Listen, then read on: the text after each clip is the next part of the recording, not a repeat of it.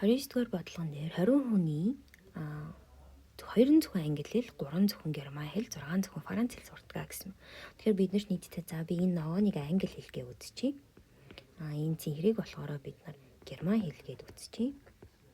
За 6 нь болохоор франц. Тэгэхээр би энэ улааныг франц хэлгээ үзчихье.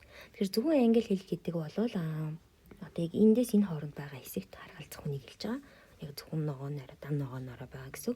За 3 зөвхөн герман хэл гэхээр яг энэ хэсэгт байгаа нь болохоор 3 хүн болж ирж байна гэсэн. За дахиад 6 нь зөвхөн франц хэл гэсэн. Тэгэхээр энэ хэсэг 6 алж байна.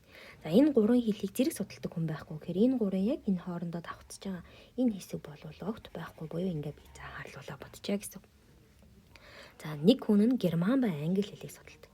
Герман ба англи хэл гэхээр яг энэ хоёрын давхцал хэсгээр нэг хүн байх нь 3 хүн нь англи ба францыг судалдаг. Тэгэхээр энэ хэсэг.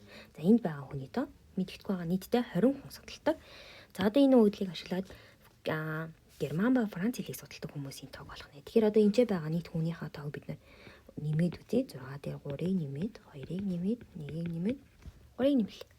За ингээд нэмэх юм бол 15 гарч байгаа юм байна. Тэгэхээр биднэрт 20 хэл хүн 20 хүн байгаа учраас тэрний 15 нь байгаа бол энэ 5 хүн болвол юг илэрхийлэх юм бэ гэхээр франц болон германыг хэлийг судалдаг хүний маань тоо гарч ирж байна гэсэн. Тэгэхээр А бол бид нар 5-тай тэнцэх байна.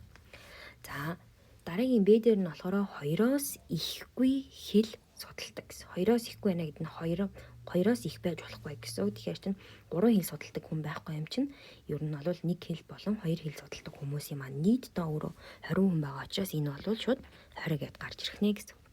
За B дээр нь яг 3 хэл судалдаг хүн гэсэн. Биднэрт гэтэл анхны маань өгөгдөл дээр яг 3 хэл судалдаг хүн энэ байхгүй гэж өгсөн. Тэгэхээр байхгүй юм чинь бидний энд хариулт бол тэг байх нэ гэсэн.